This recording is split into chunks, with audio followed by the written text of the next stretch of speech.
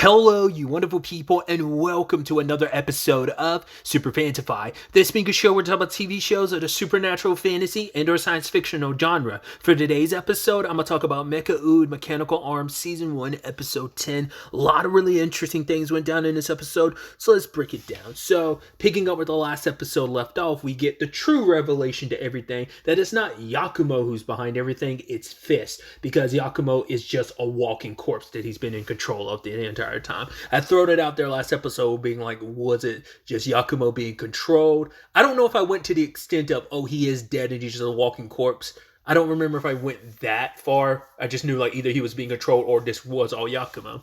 Because the thing I was confused about that episode when like Yakumo died, when we got that flashback, was I wasn't sure if I assumed his brother survived, but then we see the flashback and we see Fist with like what appears to be like, what's his name, Tsukihito? Yakumo's brother. It seemed like he was dead. I guess like everyone that was there died that day. But the reason why I was bringing that up is because like, well, I assume like Jun and his brother were descendants of Yakumo's brother, considering Yakumo's dead. But I guess there were other members of the Kagami family that Jun or them are descended from. Like maybe they were like, because his brother, Yakumo's brother, was the one leading the family at the time. But I mean, not unless he secretly had kids and we just didn't know about it, or there were other members of the like maybe they had cousins that had kids, and that's where Jun and his family are from. That those are their direct ancestors, not necessarily, you know, Yakumo and his brother. But yeah, we find out what this has all been about. Fist wants to take Aldera's power because he's like, right, our brother, like, you and me, Alma, came to this world trying to find salvation for our people in our world. Well, we found this world, but the fact is, Aldera, I'm going to absorb all of Aldera's power, and then I'm going to use that to basically give this special ability that you, me, and Amaryllis have, and that's being able to self-sustain our own arbitrium. And it's like, I'm going to give that ability to everyone, but we're going to conquer this world. We're going to riddle this world with arbitrium and just kind of make it an endless power supply for us, and we'll make this world ours. It's like, yeah, went from, because he's like, basically the clash with Aldera all those years ago, like super powered. Well, it made him evolve, essentially, is what Fist said. And that's what this has all been about. It's all been working towards that. The sadder thing about the Yakumo thing, too, is like, I mean, it's already sad enough it's a corpse, but we find out like how desecrated his corpse has been, because Fist has basically been, because he has been operating a dead body. Like, he's had to replace most of the body with machinery over the years. So it's just like, it is that thing. It's almost like a boat of Theseus of like, well, how much of that's Yakumo? It's like, well, Yakumo's dead, so his spirit, his soul's not there anymore, so how could it... I mean, I guess maybe you can make some argument, like, once again, like, maybe the reason why Alma reached out to Hikaru is Hikaru probably inherited Yakumo's spirit, especially considering, like, well, he actually was dead this entire time, so, like, his body's been walking around, but his spirit kind of reincarnated in Hikaru type of thing. Maybe something like that. Maybe not. I'm probably like reading way too much into that a show will probably never go into, but it's just probably something interesting to think about. Who knows? Maybe it might be something we tackle these next two episodes. But yeah, Fist ends up taking Alma, and you know, Hikaru wants to go after her, but he has to deal with both Jun and Aki, who are too busy bickering and be like, no, he's going to go with me. This is our situation to handle. Leave it up to Arms. But then Jun's like, no, this is Kagami territory, so you should leave it up to us. But then he gets tossed Togo. It's like, right, this is your guy. Look after him. But then they leave Togo behind, and then they all take off to go after Fist. But the problem is that, I mean, he is fairly strong all on his own, and even them working together, they couldn't really defeat him, especially because, well, luckily they got Alma back. But, like, the moment Jun tries to use Ouroboros, like, he's able, like, he knows enough about Kagami's machinery, because it's like, right, he had an inside agent the entire time in the form of Amaryllis, so he's known all about that technology. I mean, he's also kind of, I guess, I was about to say, like, he was kind of a pseudo insider himself, considering, like, well, he was with the Kagamis way back in the day, but once again, he had an inside, like, peek into it, so he knew how this whole thing potentially works. So even when Jun tries to use, and once again, it's not, Ouroboros isn't its current name, it's like, was it a Scelfius or something like that? I'm butchering the name, but he's able to manipulate it and control it because it's like, all right, I know how a lot of Kagami technology works. And he ends up reviving Amaryllis because she never died. She's just been sneakily like hanging on to June ever since like a couple episodes, like yeah, like since last episode. And he like injects her and boosts her power, like, and time and time again, she ends up being the subject of like the power boost and turns her into a monstrosity. Once again, Fist get his way and he gets Alma and Hikaru, and he's activating Aldera, summing up all this power, but Hikaru tried to get in his way. Successfully did by like blowing up his arm because his body is being held together by machinery, and the exertion of their power ended up like destroying his arm. But he fires a blast, and because he decides, hey, my brother, you're not on my side anymore. You keep fighting me against this. You care about humanity so much. Oh well, then I would just have to get rid of you, little brother. And Hikaru takes the hit for him. I was like, that's brutal. And we don't actually see Alma, like, we just see Alma kind of looking at, like, Hikaru, and I guess, like, well, it probably makes sense. Even though Alma can, like, sustain his own Arbitrium, I guess, like, just like the shock of Yakumo's death in conjunction with just everything, I think just kind of, he was worn out, but, like, Yakumo's death on top of that, like, his greatest fear is coming true yet again. It's like, he was so scared, that's why he wanted to be away from Hikaru, and now it's like, right, it comes full circle, and now like that fears come true. And obviously Aki's the most heartbroken when she sees Hikaru in that way, to the point that she drags, like, I think both of Sinus and Dex were like wiped out because when Fist used Aldera's power just for a portion of it, he was able to suck up the Arbitrium in the nearby area, affecting every Mecha-Ude user, including them. And so she kind of had to drag them both back on her own.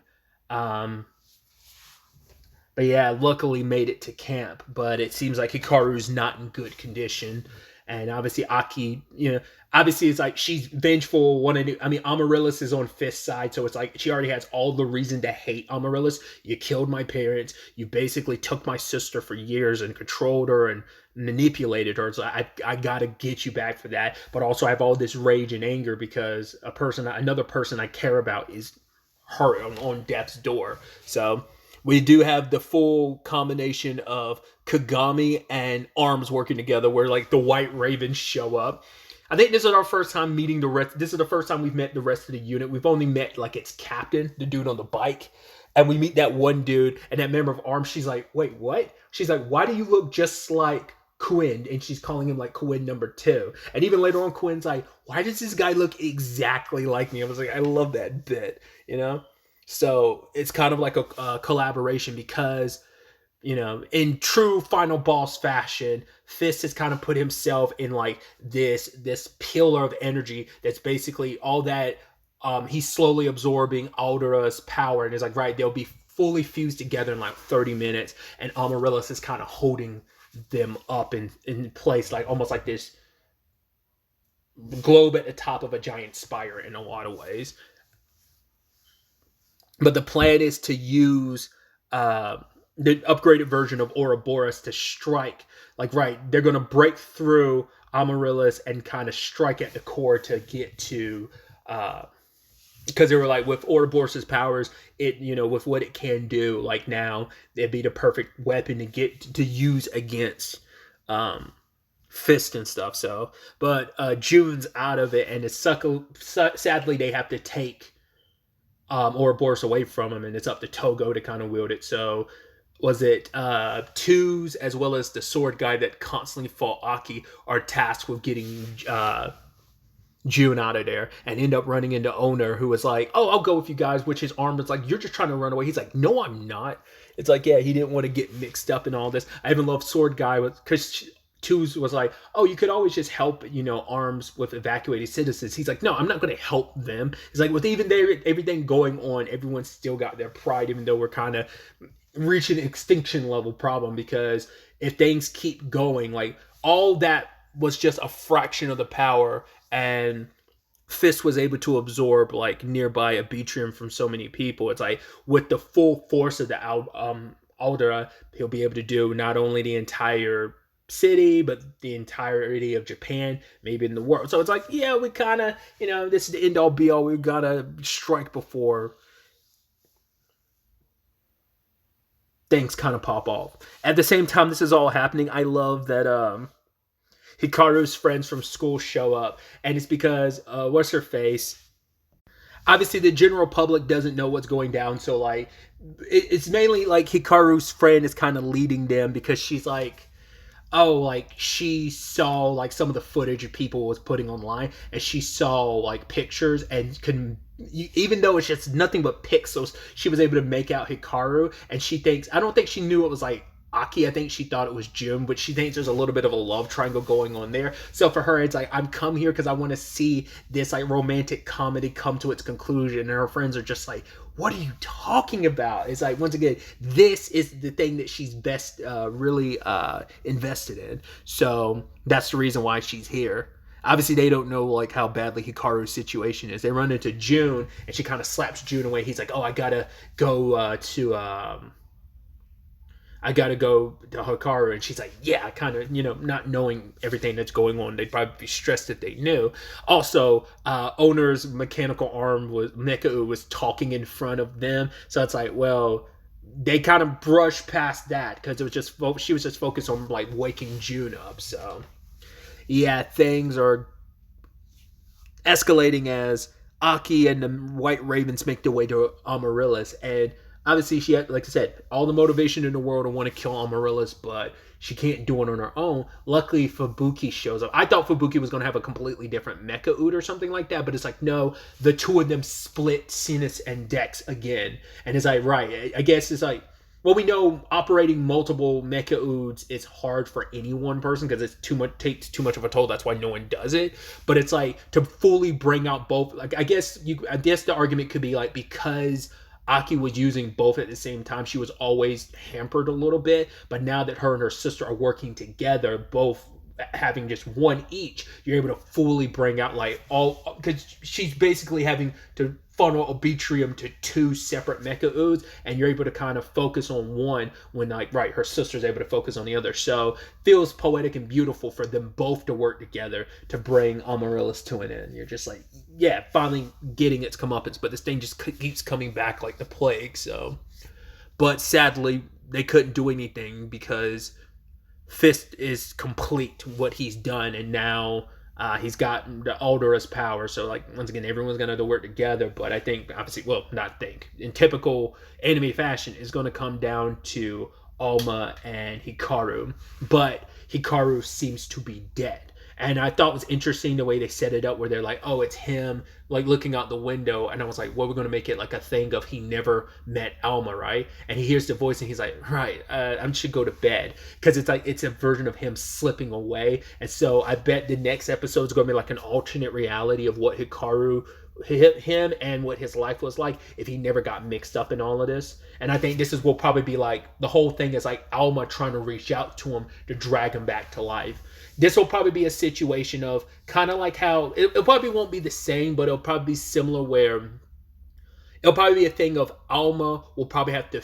I don't know if it's going to go full Chainsaw Man in the same thing with like Deji and Pochita, but I'm wondering, is it going to be similar to like, not the same, but like Yakumo and Fist, where it's like Fist was like moving his corpse, but I think like maybe Alma will like fuse with Hikaru in a way that'll keep him alive. It's like, right, like he'll like his life will continue as long as like almost pumping a Arbitrium into him type of thing. Like I'm wondering if that's going to be the workaround for that. Or I mean, he has the trigger arm, so he's able to kind of complete miracles. I mean, that's why June needed him to be the one to kind of help, deal with his like more frail, fragile body. So we'll see how this ultimately plays out. There's only 2 episodes left, so it's going to be interesting to see how that plays out. And like I said, if that ends up being the story beat for next episode, is like him in it's like in between life and death, and interesting timing. Obviously, it's been a couple weeks, but there was an episode. There's kind of an episode of Mob Psycho that kind of revolved around this, where like Mob kind of lives an alternative life in a sense, and then that's what kind of gave me the inspiration to think that might be the direction they're going with this. So we'll see how it all plays out and if that ends up being the case or not. But I'm excited to see where the next episode takes us with all of this. But really, that's all I wanted to talk about. Till the next time we meet, be happy, be safe, live life to the fullest, and enjoy it. Good day and goodbye.